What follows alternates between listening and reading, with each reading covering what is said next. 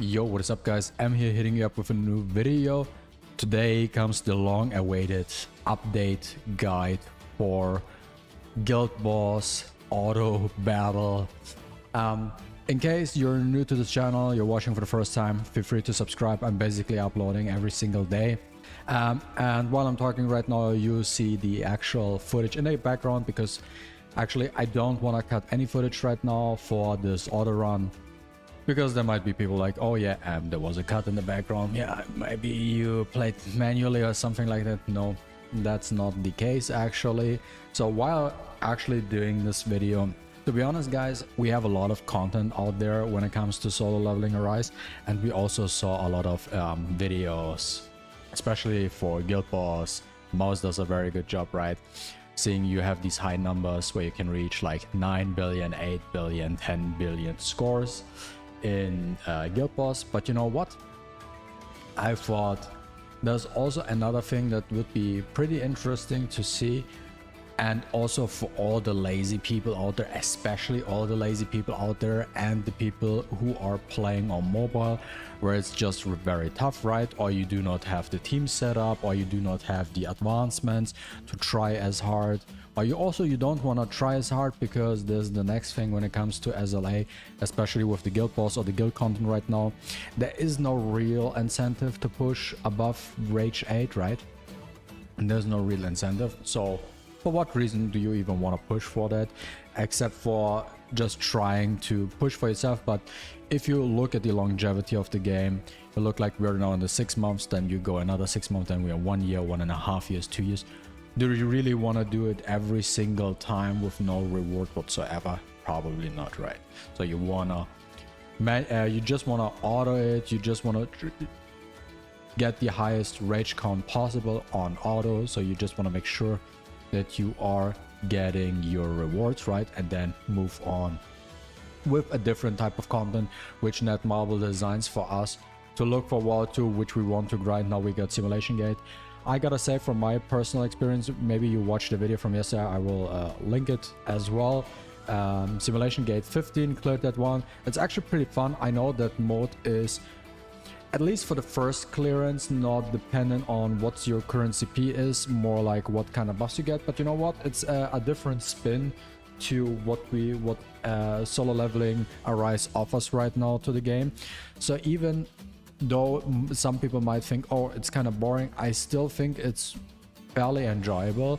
It's fun because you're just trying to figure out all these different type of setups you can come up with. Oh, I can use Thomas for that, I can use Emma, I can use Alicia, I can use Charlotte, I can use something completely different, right? So this is very cool. Also, the next thing is we have a weekly rotation when it comes to the elements. So there are different hunters which we can bring to the Simulation Gate. You know what would be cool, which I thought about, maybe just bringing SR hunters to Simulation Gate, because it doesn't matter what kind of CP if you have the right setup, you know. So this is something I'm looking forward to. Also guys, the next upcoming patch we get the light girl, I forgot her name, but she will be coming next patch. And since we got a buff, since we got lots of buffs to the accessory sets right now, all I want to say is make sure that you're currently save up all your resource chips and stuff like that. Do not focus on specific builds too heavily right now, because I do have a hunch that next patch we get a lot of buffs and the meta will change a lot with the upcoming patch. So make sure to stockpile, because once the next patch is coming, this will change a lot of things, and then this is the perfect time where you actually want to put your resource in. And yeah, let's jump to the setup. So here we are with the team setup. I know we all see it.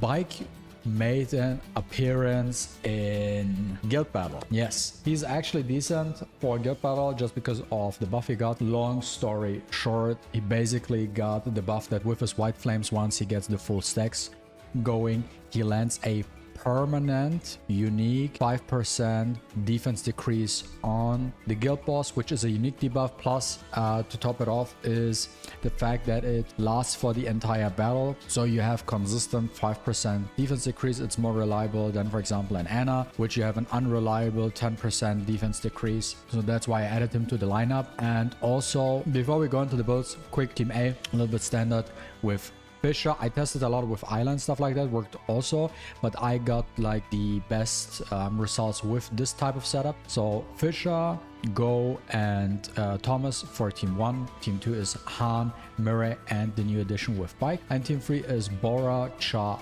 and Choi. Now, what are here a couple of things to note, and for Jinwoo, Moonshadow, and the Grim. Support weapons, more or less. And when it comes to the new additions and what's important in the lineup, I can tell you that what makes a huge difference is having Choi in the team as well, because his weapon adds a lot of damage to the party. And also, what is new when it comes to my Guild Boss lineup is that I actually crafted Libora's weapon and maxed her out to A5 actually. It made a huge jump to what kind of score I get at the end of the battle. Did a lot of things. It was such a huge difference. I was actually not trying to craft her weapon for the longest time. I was like, no, I don't want to craft it. I don't want to craft the weapon. She's getting replaced, stuff like that. And I was like, you know what? I have so many damn tickets. Why not? Let's get it to A5 and see the results. The results were pretty damn good, to be honest. So that's for the current team setup, so you know what's going on. Then for the build itself, a little bit standard. So what I'm doing here is a full DPS Jinwoo build. 4-piece Curse, 4-piece Beast. Then my Fisher has a Palace set, 4-piece Palace set, 4-piece Sylph, full Greed set on Go. For Thomas, 4-piece Curse and a 4-piece Obsidian set. Han is Holy and Viridescent. I really want to have the shortest cooldown possible for her big AoE effect, and also Holy allows me to get a consistent 8% attack increase on my MaTeIRiA standard Curse Beast. And now with Bike in the addition, or back, how you want to call him, has no full grid set, because when he procs it, he provides additional crit damage and crit rate to MaTeIRiA, which helps with her damage. And for Team C, Bora is on Curse Beast. And then there's something interesting, people might surprise you. Yes, I rebuilt Cha and I switched from a Curse Beast set to a one-hit kill Beast set. And Choi is not full Blessing set anymore. He's now on a 4-piece Palace set with a 4-piece Sylph set, because his cooldowns are very short, right? And he gets his ult very fast. He has a fire body core, so that's why he's proccing this, will proc the shield quite often. And the reason why Cha has actually a 4-piece one-hit kill set is I felt like when I use Curse, like the damage output is kind of similar. There's like not a big difference between running Curse or one-hit kill set. But what I like about the one-hit kill set, especially now, is what I noticed is now that I removed Cha from my team 1. From my team 1, she doesn't have that much support, you know. Fisher helped with the support, Isla helped with the support, right? So that she can use her ult more often. And since she's not running any type of support, the support she's getting here is by having the one-hit kill set, so she can spam her ult more often than not. Then let's take a look at Jinwoo real quick. So when it comes to the build, I have gold max slash. Purple max slash works too, but I have gold max slash, so I use it. And gold Wacken Wave Wind one. And for the, I don't know if you can see it here, let me see. Therefore, for the blessings, for Jinwoo, I'm running Reawakening, Bloodlust, Weakness Detection, and Sharp Perception. Reason being is We Are One actually doesn't improve. I don't know what it is with We Are One, but it really doesn't improve my damage whatsoever. So I want to improve the damage of my Jinwoo. Now, since I'm not running a Plum, also since it's full auto and Jinwoo doesn't dash unless he does some from time to time. Perception helps me with the crit problem of Jinwoo, so he can crit a little bit more often with max slash and his skills.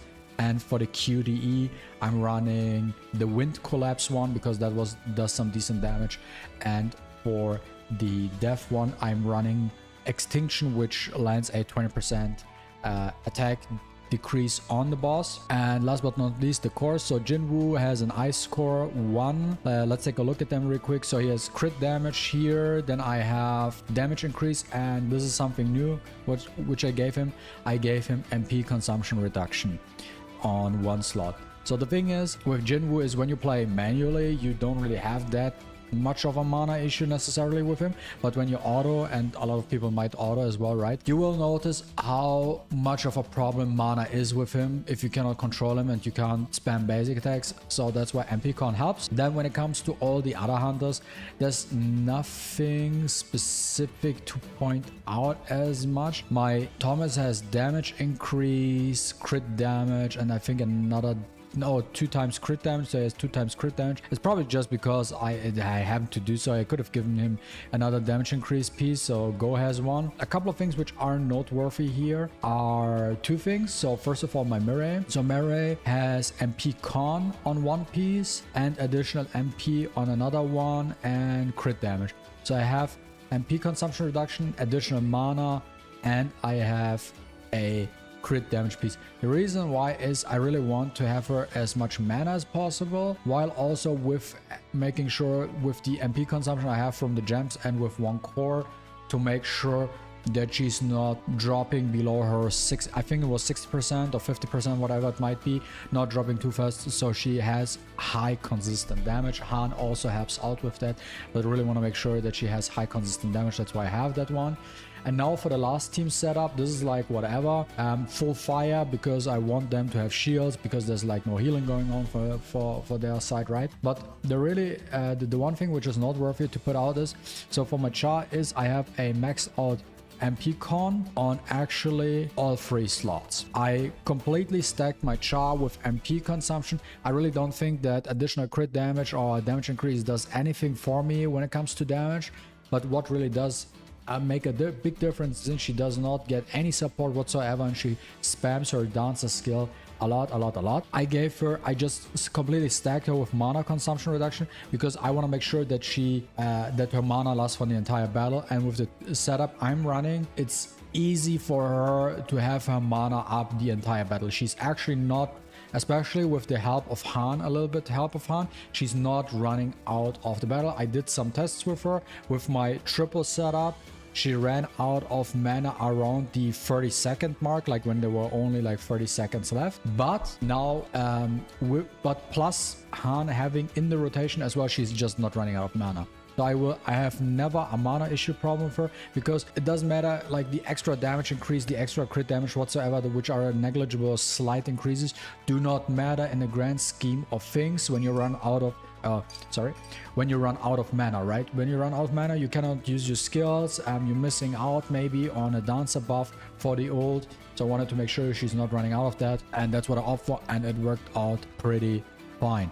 Is there anything else to note about the entire setup? I don't think so. This is actually the entire setup. You saw the run in the beginning with the score. I get fairly consistently, I get consistent around 4.2 to 4.6 billion damage. I tested, like I did quite a couple of runs yesterday. Sometimes I dropped slightly below, like with bad RNG when someone died. Obviously I got like 3.7 or something, but besides that, when everybody survives, I'm consistently somewhere between 4.2 and 4.6 billion damage.